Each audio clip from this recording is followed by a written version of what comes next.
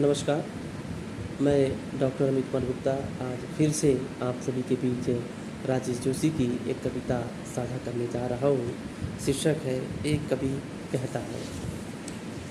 एक कवि कहता है, नामुमकिन है यह बताना कि एक कवि कविता के भीतर कितना और कितना बाहर रहता है।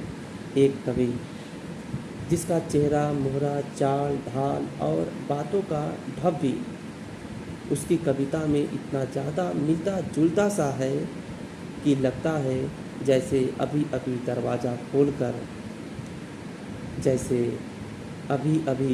दरवाज़ा खोलकर अपनी कविता के बाहर निकलता है। अपनी कविता के बाहर निकलता है। एक कवि है जो मुझसे अक्सर कहता है। एक कवि है जो मुझसे अक्सर कहता है कि सोते समय उसके पाँव अक्सर चादर और मुहावरे से बाहर निकल जाते हैं।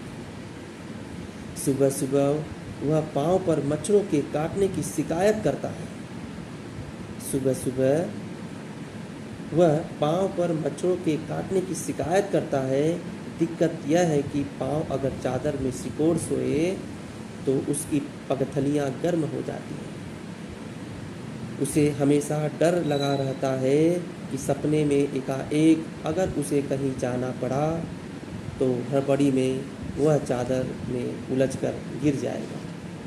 मुहावरे इसी तरह क्षमताओं का पूरा उपयोग करने से आदमी को रोकते हैं और मच्छरों द्वारा कवियों के काम में पैदा की गई अड़चनों के बारे में अभी तक आलोचना में विचार नहीं किया गया, ले देकर अब कवियों से ही कुछ उम्मीद बची है कि वे कविता की कई अलक्षित खूबियों और ऐसी दिक्कतों के बारे में भी सोचे जिन पर आलोचना के खांचे के भीतर सोचना निष्पत्ति है।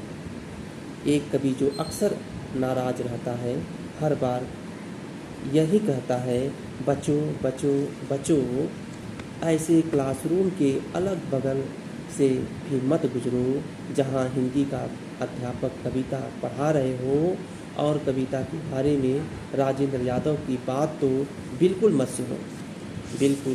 सुनो। एक कवि कहता है। बहुत बहुत धन्यवाद आप सभी का।